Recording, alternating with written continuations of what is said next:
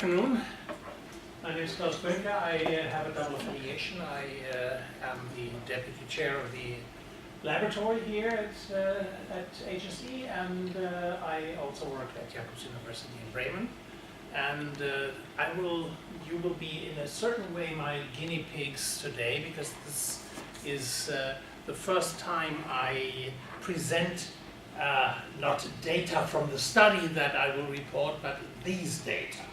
And because I've typically not found any time to do that. So the study is on value development in mid-adulthood, and I call it an exploration. I would first like to introduce you a little bit into what you could call the biography of the study. So, not that many, but a few of you will remember 1985. 1985 was a year after, or 2 years after, US missiles had been deployed on West German ground after, in retaliation of Soviet deployment of missiles in East Germany. The West German peace movement brought together 1 million demonstrators in the then capital Bonn against this, and no secret that I was and am a member of the peace movement, and I was also there. And at that time, 3 medical doctors from the IPPNW, which is the International Physicians for the Prevention of Nuclear War, approached me. Shouldn't we start a study on how this situation is, how children, how adolescents react to this situation? Medical doctors were prone to think that this situation would make young adolescents really depressed, really push them into psychological problems. Some people, American psychiatrists, were even thinking of something like psychic numbing. Psychic numbing is a concept that arose from interviews with survivors of the Hiroshima attack in the end of the Second World War. People just could not think about the things they had lived through. Okay. So that was the time when the study was started. We also snowball sampled at that time. I will give you the exact figures in a moment. 3,500 youngsters we could reach. At a certain time, I then, today, any board of review or ethnic committees would never allow that. I said, well, we're doctors, you know that we keep secrets. You want to give us your address? Almost 1,500 gave us the address, and this was then, for me, the pool to start a longitudinal, or as sociologists call it, a panel study. And the panel study then, of course, lived through a lot of historic events. So if you remember what happened, 1985 was our first wave. Then our next was in 1988-89. In between, we had the nuclear power plant catastrophe in Chernobyl. Then the wall came down in 1990. That was between waves 2 and 3. Between wave 3 and 4, we had the war in Bosnia, the disintegration of Yugoslavia. That was then coupled again with the Kosovo crisis between the next 2 waves. Then came 9/11. That was between waves 5 and 6. We had the EU enlargement when all the Eastern European states were integrated into the European Union. Among them, several post-Soviet states, and then came something of a different kind, came the financial crisis, then Arab Spring, and then something like the refugee crisis. I'm not saying that to magnify the excellence of the study, but just to remind you that in the world there were many things happening during this time. It's not, and this kind of manifested. So what do I want to analyze here? And it's mainly a study where now here, of course, we also have data on well-being of the respondents, all these. But here I want to have a very, very pointed or acute view on how did values of the people change. Well, these are, if you want to use well, an introduced but maybe not adequate term, these are typically peaceniks and sympathizers. So it's not a general population something, it is a group of people fairly far on the left of the political spectrum. How did their values develop? And what do I mean if I look at values? Well, we resort to not all that many concepts there, and these are our usual suspects. We of course have the theory of Ron Inglehart based on Maslow's hierarchy of needs, and we have Shalom Schwartz's circumplex theory of values, that both are approaches that many of you will be familiar. Ron's theory has been developed from its original materialism, post-materialism, to a two-dimensional theory which contrasts survival as opposed to self-expression values and traditional as opposed to secular rational values. The day before yesterday I heard Ron say, well, actually post-materialism is the same as anti-authoritarianism, which I found quite interesting and had thought all time long. But okay, this is not the topic of my talk, but it's interesting. And of course, this is the other graph that you will know. It's the newest version of Shalom's value circumplex. We, of course, started this in the 1990s, when not even the PVQ, not even the original portrait value questionnaire was available, but we used items from the original Schwartz value survey. I will show you which ones in a moment. So where are our hypotheses? Our hypotheses actually are drawn from sociological work that also influenced Ron Inglehart, that value preferences essentially stay stable during people's adult life. There is the socialization phase where they, of course, change, develop, etc. But starting, I think Mannheim said something, with age 17, they're crystallized, and from then on they stay more or less the same. So that's one of the hypotheses, rarely, very rarely tested, sorry to say, just because people don't have these kind of data. Because you don't have data where you follow people for 30 years. So what people do, they say they do cohort sequential designs where they take groups, certain age groups, follow them for a couple of years, and then kind of link these things together. That's a way around. It has its pitfalls, but okay. And the other is more or less folklore wisdom.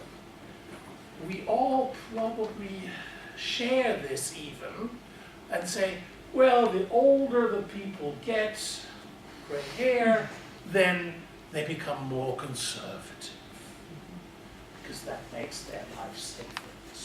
So these are the two general hypotheses. And the sample, this is the sample development. Of course, it's far from being a perfect sample. That is why whenever we want to publish this, we of course have to try to find other more representative data to contrast it with.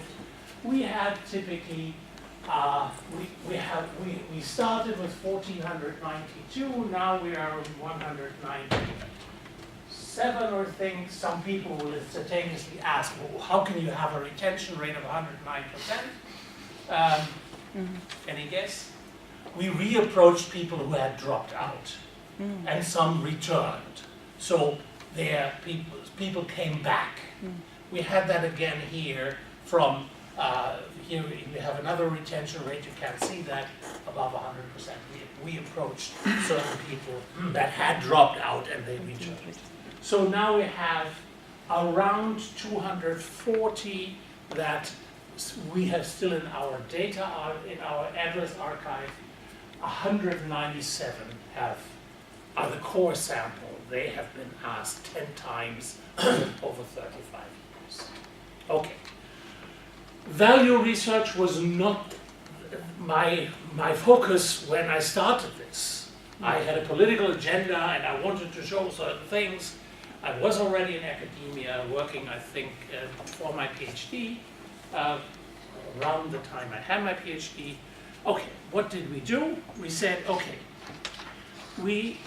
in the second wave, we worked with something that is based on the theory of Ron Inglehart, but as this was geared to adolescents, our average age at that time in wave 2 was 17 and a half. We had to come up with something that would be doable. If you know the original Inglehart items, they are formulated in a fairly abstract adult way. So we came up with simple items. In German, of course, I don't know whether that's the best translation. We have 3 items that go on the survival self-expression axis. If you do not perform, you will not be happy. The most important thing is life performance, or success in life or success in school or work is the most important thing. 3 items, yeah, acceptable, if not good alphas for 3 items. And then we have the other dimension, which at that time Ron didn't even think of. But later developed that there's also this other dimension of traditional as opposed to secular rational values. And we had thought of that is also in Ron's ideas. And we had 3 items in there. There's life after death. God is the world. He's in all things that are around us. God is above all. He created the world. So very traditional religious values. Whether this matches exactly what is meant by Pippa Norris's approach to religiosity, I don't know. This is something that's the best as we can get. We have data from wave 2 to wave 10, so 9 waves. There are always 3.5 years in between the waves. And then Schwartz, we started a little later, although I got to know Schwartz in 1990, only in the wave of 1999. Well, I introduced 1 item each from the original SVS, the original Schwartz Value Survey. And the items are the following. What is it? No, I don't even give them in detail here. We have, well, you just have, yeah, there is something here. Helpfulness for benevolence, respect for tradition, politeness, social order, social power, success, pleasure, daringness, creativity, and protection of the environment. These were the 10 selected from the Schwartz Value Survey. Sorry for this mixing.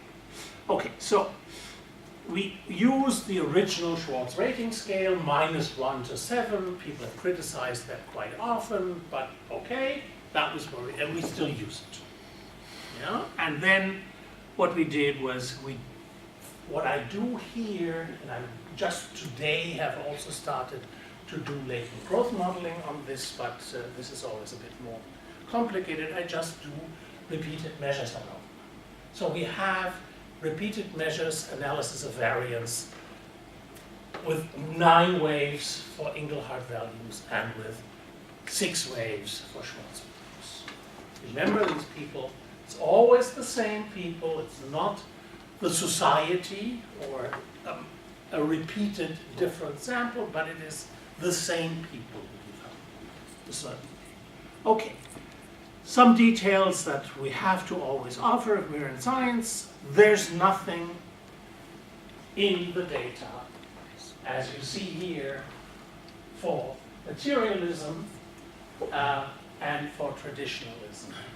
There is the appropriately adjusted significance tests, 0.183, 0.6562. So, for neither materialism nor traditionalism is there any change across 31 years. How does it look like in scores are just a bit fluctuating. So from very low scores for materialism, you wouldn't expect more higher scores. That was on a scale from 0 to 3, so a 4-point scale. Of course, these people are very low on materialism. These are peaceniks, so why would they be high on materialism?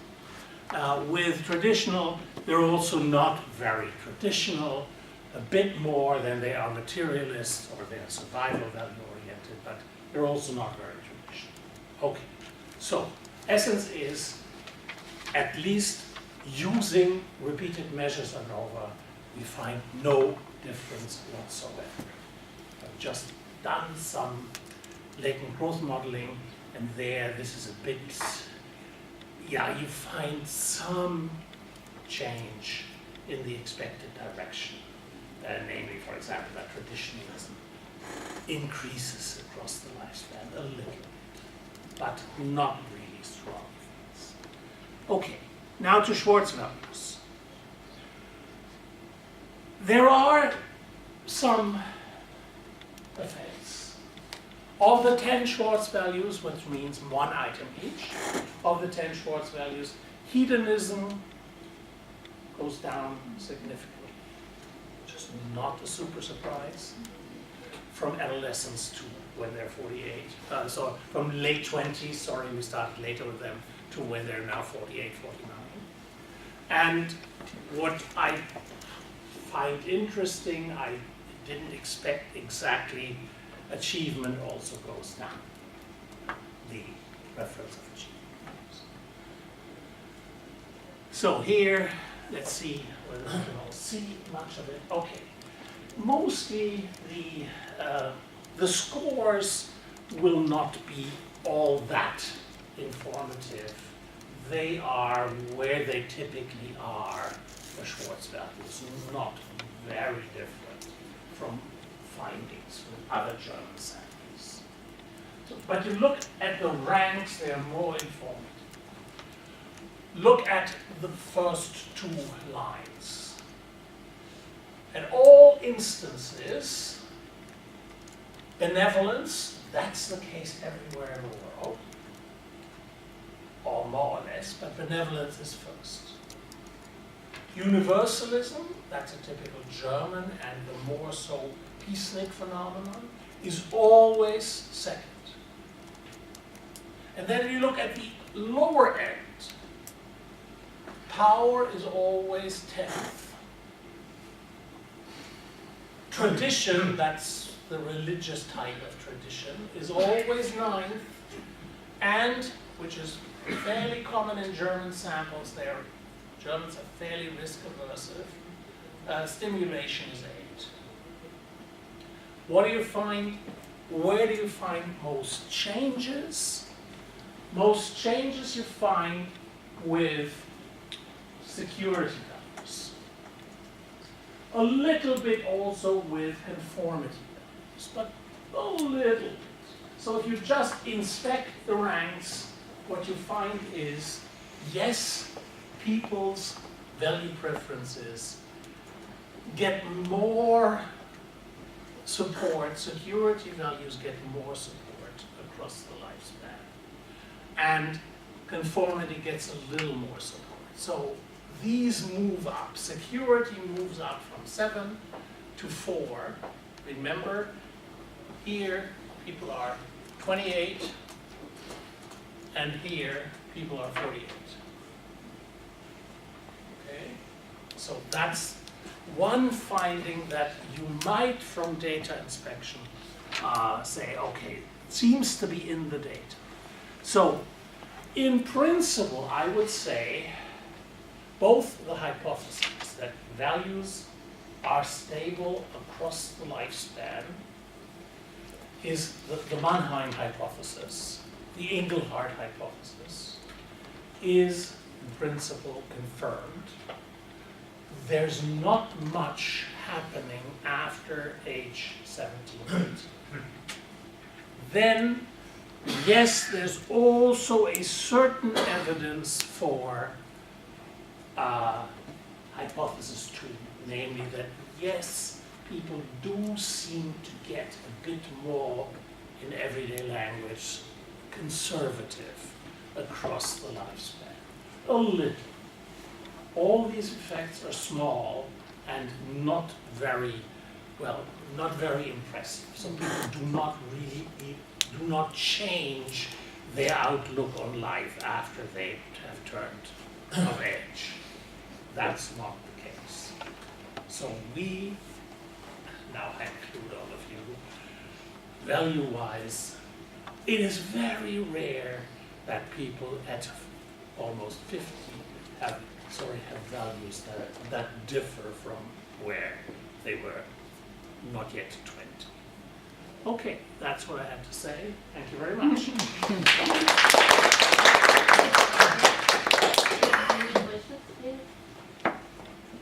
Yes. Thanks a lot for such a long-term project. I have just one question. Maybe you have checked any correlations through such a long term, yeah? With about your respondents, with such correlations with the level, for example, of the education, of their maybe migration process, so with different other outside factors, yeah? Did you try to check this? You, of course, pinpoint one of the problems with generalization of these findings. That's why we're now battling with, are there data sets out there that have similar data for several waves of measurement that are not a group of, say, psychologists would probably say this is a clinical sample. Yeah, in the sense not of sense of sickness, but in the sense of it is a group over here in society. 85% of these people have a university degree. So, yeah, and this is a degree meaning at least a bachelor's degree. Yeah, and and many, there are, I think, about 10 professors in there and something. Yeah, so this is, let me use a term that's not appropriate, a hyper-educated sample. There are also gender effects, but more for the when certain small changes happen. This has to do with gender, and we attribute that to family foundation. When children are out of the house, how much men are involved in child education. So we don't know yet. There are small gender differences. Other socio-demographic stuff is not so interesting anymore if you have 85% with a university degree. They also, of course, have an income that is about double the German average. Yeah, so this is, and now I've included data for comparison reason for the, some of you may know this data set, the German socioeconomic panel, which has two panels, one from 1990 to 2008, and one from 2010 to 2016, so independent panels. And this is essentially a, well, at least as good as you can get, representative sample of the German population. And I don't know the date, I don't know the results yet, but I expect they will be very similar. But that's, I really don't. I'll come back next year. Yes. Thank you. That's a really, really fascinating study. But I have two questions. Yes, and sure. The first one is about your retention rate. Well, it seems like you weren't able to keep all the participants, of course, from the very beginning, but I wonder if there's anything specific about those who dropped out. So have you checked, for example, Yes. whether they were around the mean in the previous sample? And then second question is whether you try to see if there's any heterogeneity within the sample, in the trends as well, and maybe one group is increasing in some values and otherwise decreasing, but then the mean would be the same. Okay. Very, very pertinent questions. Of course, if you look back at the retention rates, let me see if I can. Yeah. The retention rates, of course, were a problem, let's say, for waves 1 to wave 5 at least, or maybe even wave 6. After that, retention rates don't really play an important role anymore. With 90, of course, with that sample size, I don't think so. So, yes, we published a paper in 2011, which appeared in, what was it? Psychology or something fairly high in the psychological impact on this. And we did all possible attrition rate analyses and showed that attrition did not affect the data. We did, for example, one where we said, okay, now we include a little different topic. We see what the several hundred we lost here, how they reacted to certain crucial instruments. And eventually the journal said, no, we don't even want that in the appendix, it's okay. So they were so convincing, obviously, that there doesn't seem to be differential attrition. So if I did a lot of this sampling also myself, not the following the people myself. You have to be detective sometimes. If you have 3.5 years in between, where did people go? Because we didn't have the money to say send them Christmas cards all the time and things like that. This is an unfunded study. I had the impression that there were no real tendencies. Yeah, this is also a purely West German study, by the way, because when it started, we couldn't access East Germany. Yeah, it was in 1985. Yeah, and we had one person, that's anecdote, of course, one person who nevertheless participated from East Germany. Your other question, I must admit, I haven't done enough work with that. I have the impression, and that I already mentioned after that question, that women and men have somewhat different trajectories in what they do here. We have this sociologists aboard in my team who want to look at that more. We will hopefully be able to do that soon. But in principle, I cannot satisfactorily answer your question yet. Taking too much time. We have one more presentation. Exactly. Thank you. So.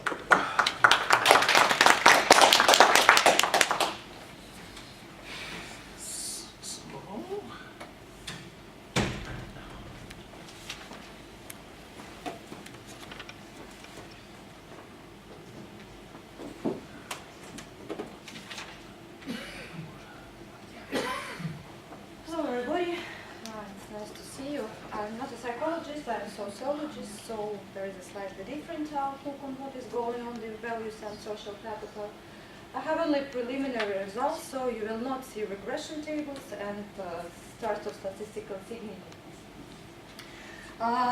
In this presentation, in this study, we are interested in correlations or relations between cohort trends of social capital and emancipative or post-materialistic values in 3 countries: Russia, Poland, and Sweden. How we treat social capital in our study. There are a lot of definitions of social capital. There are a lot of approaches, from the narrow ones to the broadest ones.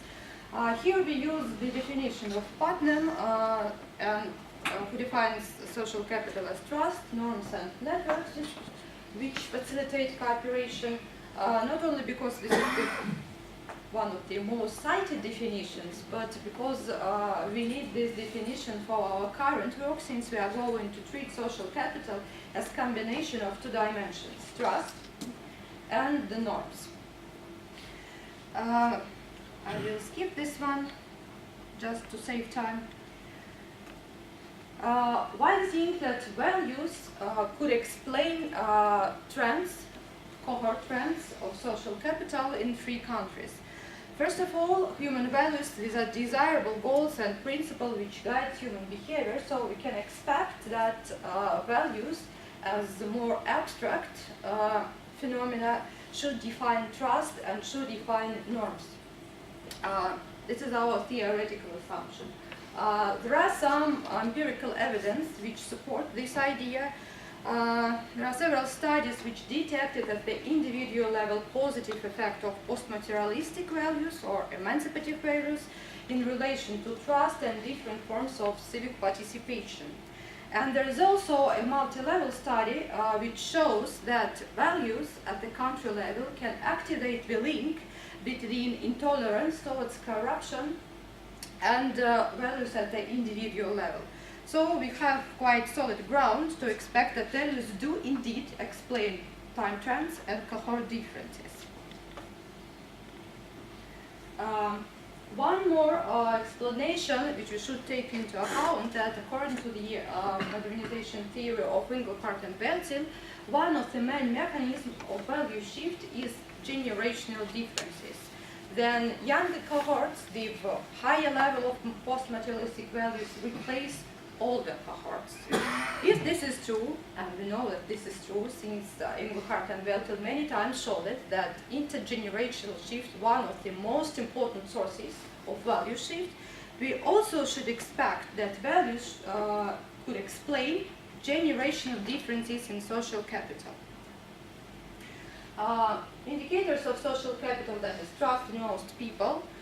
For participation, this is sign and petition, and we also use pro-social norms measured through quite famous block from WS. This is justification of different actions: bribe-taking, cheating on taxes, claiming illegal government benefits, and avoiding fare of public transport. Why we could treat this block as norms, or at least for social orientation? Because if people quite tolerant toward these actions, we can theorize that it will bring harm to the whole society. So this is the kind of vertical solidarity with society, and in addition, such attitudes provide specific norms of acceptance these actions. We skipped formal membership, though it is one of the most famous indicators of social capital. We skipped it because it was quite difficult to compare countries. You know that in Soviet Union there were no non-government organizations, and we cannot treat participation in any type of parties because you know that the membership in the Communist Party was almost total for Soviet Union. And the same reason for different religious organizations. So just to be on the safe side, we skipped this block. We are not using Engelhardt's measurement instrument. We are using emancipative values. This is refined values by Chris Welzel. What is the difference? So Engelhardt post-materialistic values, they are based on principal component analysis, and along all other statements they include happiness and trust. In our case, this is not possible because you cannot correlate trust on trust. And there is also a theoretical ground because trust and happiness are not values. These are attitudes and states of mind and states of your psychological attitudes towards your environment and towards your close environment. So that is why we decided to use Welzel's concept. It consists of 4 dimensions: autonomy, equality. First of all, this is gender equality, choice, liberation of marriage, sexual and reproductive behavior, and voice. Importance of participating in government decisions, community and job decisions, and freedom of speech. We are interested in 3 countries. First of all, this is Russia, because we are interested in what is going on in Russia. Then we want to compare Russia with some other countries. Poland experienced the same transformation shift. This is former post-communist country. However, Poland now has successfully integrated to the European Union, so we have a slightly different trajectory compared to Russia, because Russia has not integrated in the European Union. And we use Sweden, country without Soviet past and without severe transformation period. We use Sweden as a benchmark for our comparison. There are no social trauma, so let's take a look how generational differences looks like in Sweden compared to Russia and Poland. This is our data. It does not contain yet the latest weight, but however, still the 6th weight. This is year of data collection in 3 countries. They are slightly different for each wave, but still you see that they are close to each other. This is sorry. Okay. These are general trends of trust and signing petitions in 3 countries. Blue, this is Sweden. Green, this is Russia, and red, this is Poland. So you see that trust and signing petition at the highest level in Sweden, and trust in Russia and Poland quite close to each other. The differences are statistically significant because confidence intervals are not overlapping. However, they are not so large as you see. And this is for signing petition general trends. So you see in Sweden that almost everyone signs petitions. U-shaped trend for Poland, and the same U-shaped trend for Russia. However, the level of signing petitions in Russia is lower than in Poland. Now let's take a look at the generational.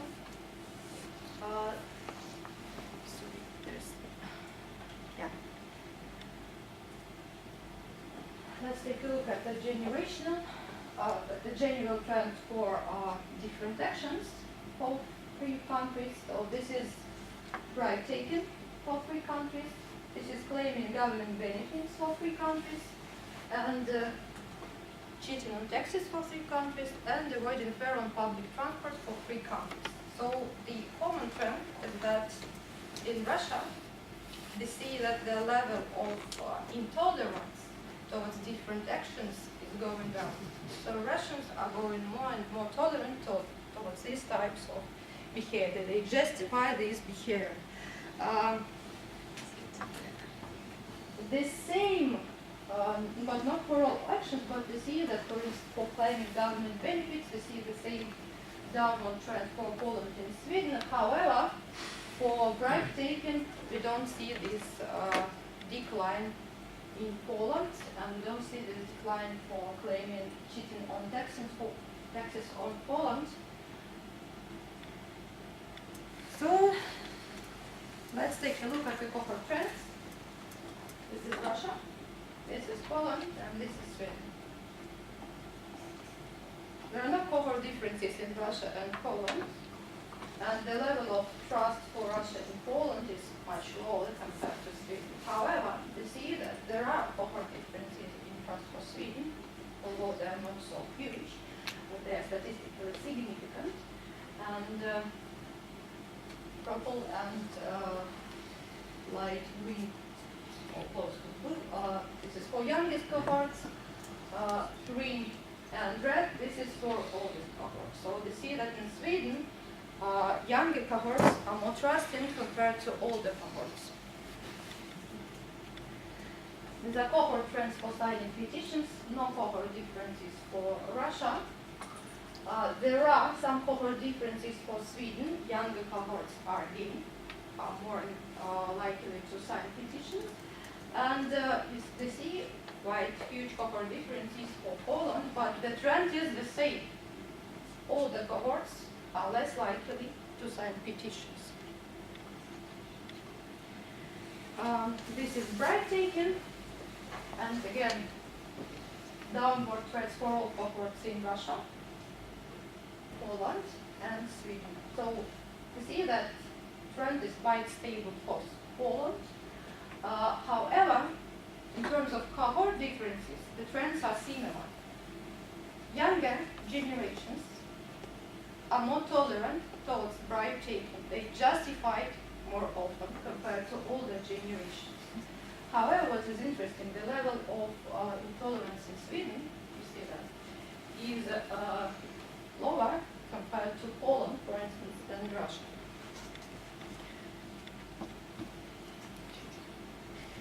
This is tax cheating. Cohort threats are the same. Older generations are less tolerant. Younger generations are more tolerant. This is claiming government benefits. Although they see different trends for three countries, but generational trends are the same. And the same for awarding pay on cabinet transfer. This is for younger generations and red for older generations. So they see quite different trends, cohort trends, for different types of social capital. And now let's take a look at the values that maybe values can explain these cohort differences. So you see this is general trend for emancipative values for three countries, for Poland, Russia, and Sweden. You see a slight rise of emancipative values in Russia. They are rising a little bit. Almost no changes in Poland. And as it was expected, it was a huge change compared to the first wave for Sweden. And the level of emancipative values in Sweden is at the highest level. So we see increasing trend for two countries. What about cohort trends? Cohort trends are in line with the Engelhardt-Webster theory of modernization, that older cohorts are more materialistically oriented compared to younger cohorts. You see that younger cohorts have a higher level of emancipative values. What does that mean? They see that for different elements of social capital, emancipative values have different correlations. First of all, in all countries, emancipative values are growing, and younger cohorts are more likely to be post-materialists. That's true. Cohort value partners are similar to trust only in Sweden.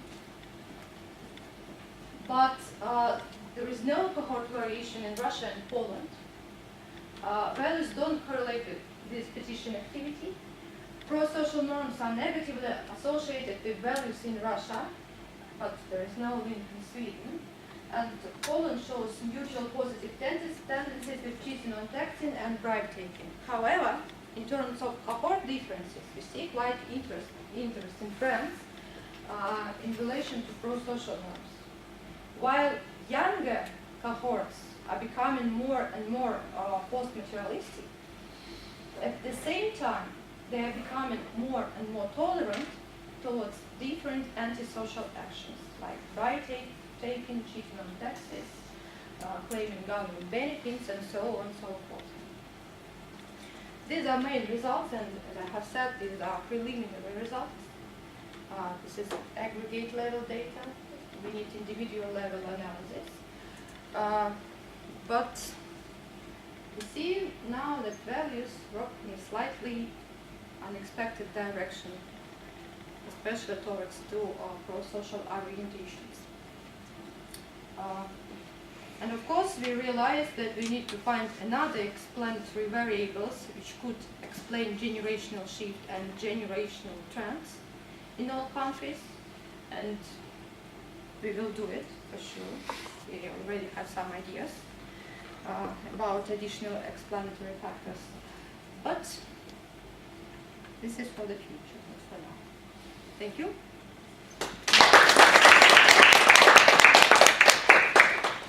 Questions, please? Yes. So I have one small question. It will be very interesting to read the whole text in a while. But if I understand properly, you mentioned, if you're speaking about the choice as a value, Yes. yeah, there was such a definition. So you have mentioned only gender behavior, as I understand. Something about aborts and These some, are attitudes, yes. yeah, Go back to the there were some attitudes, personalization. but they were connected only with Gender inequality. This one, yeah, These are choice. 4 dimensions. Yeah, choice here, yeah. Did you think maybe to include some other possibilities of understanding this point, this choice? Do you mean other indicators of choice? Yes. Well, Yes. Yeah. yes, there are several ones, but Chris Wilson uses these 3 indicators, and one of the most important issues here is that we need all these 3 indicators for all the waves.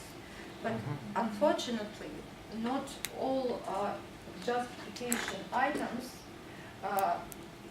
were asked in all waves. I see. So we have quite severe limitation in terms of data, because when we want to compare data, we need almost the same indicators. And for many countries, this is not possible. And so, frankly speaking, we had to do some operations how to fix it. But this is a traditional dimension, as you can see. Yes, Planet? Thank you, Anna. That's a really great study. I have 2 questions again. The first one is, why do you actually expect that I mean, if you expect that there will be correlation, what would be the nature of the relationship? I mean, what causes what? Or are both outcomes part of the same kind of, By web. yeah, values and that dimension, yes.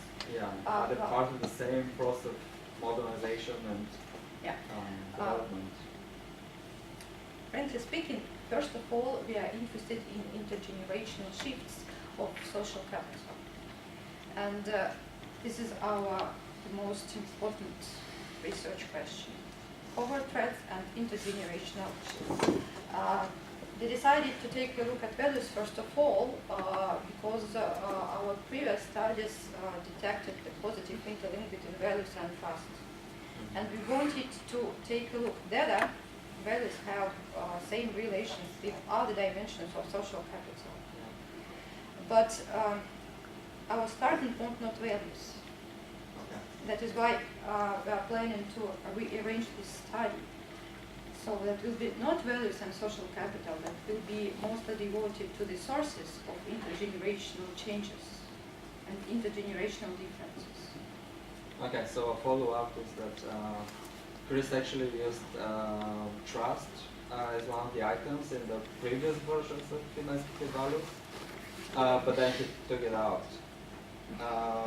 And then the other pro-social norms items, they actually use this for operationalizing another cultural dimension, which is secular versus, sacred versus secular values.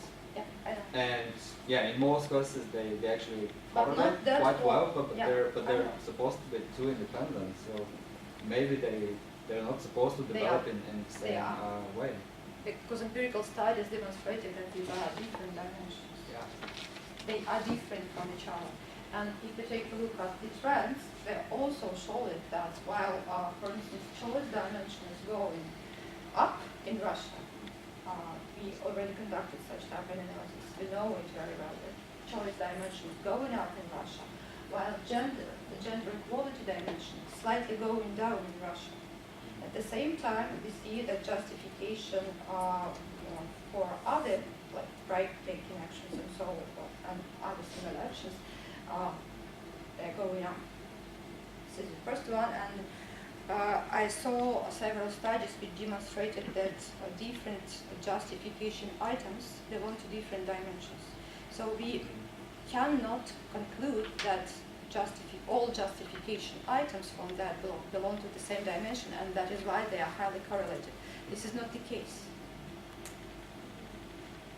Even if Chris Weltel uses it for traditional secure rational dimension. Yeah. The one additional reason is that you know that in social sciences many people use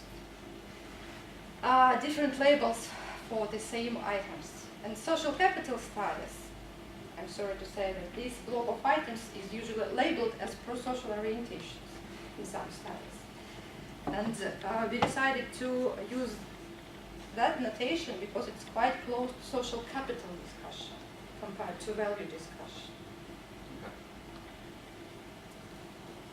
Okay, thank you. Any other questions? So thank you very much.